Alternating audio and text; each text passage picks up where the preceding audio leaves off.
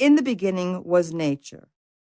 The background from which and against which our ideas of God were formed, nature remains the supreme moral problem.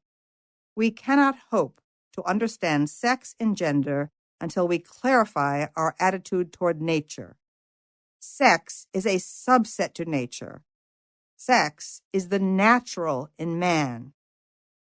Society is an artificial construction, a defense against nature's power. Without society, we would be storm-tossed on the barbarous sea that is nature. Society is a system of inherited forms, reducing our humiliating passivity to nature. We may alter these forms, slowly or suddenly, but no change in society will change nature.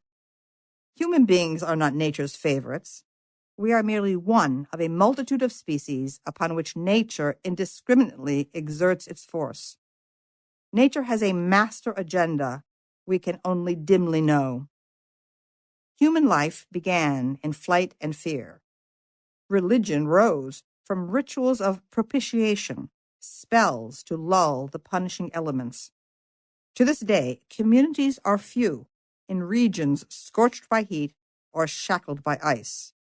Civilized man conceals from himself the extent of his subordination to nature. The grandeur of culture, the consolation of religion absorb his attention and win his faith. But let nature shrug, and all is in ruin. Fire, flood, lightning, tornado, hurricane, volcano, earthquake, anywhere, at any time. Disaster falls upon the good and bad. Civilized life requires a state of illusion. The idea of the ultimate benevolence of nature and God is the most potent of man's survival mechanisms. Without it, culture would revert to fear and despair. Sexuality and eroticism are the intricate intersection of nature and culture. Feminists grossly oversimplify the problem of sex when they reduce it to a matter of social convention. Readjust society, eliminate sexual inequality, purify sex roles, and happiness and harmony will reign. Here, feminism, like all liberal movements of the past 200 years, is heir to Rousseau.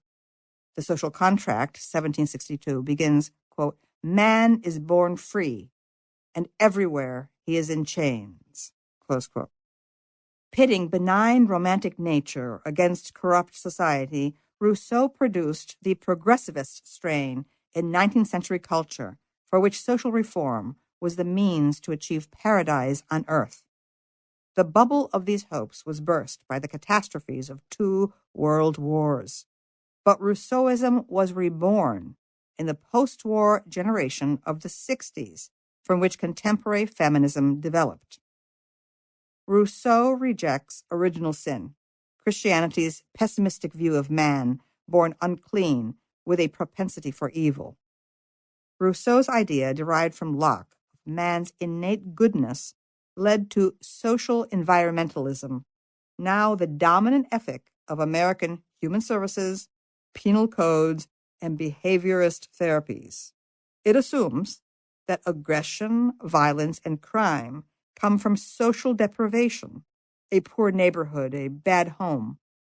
Thus, feminism blames rape on pornography and, by a smug circularity of reasoning, interprets outbreaks of sadism as a backlash to itself.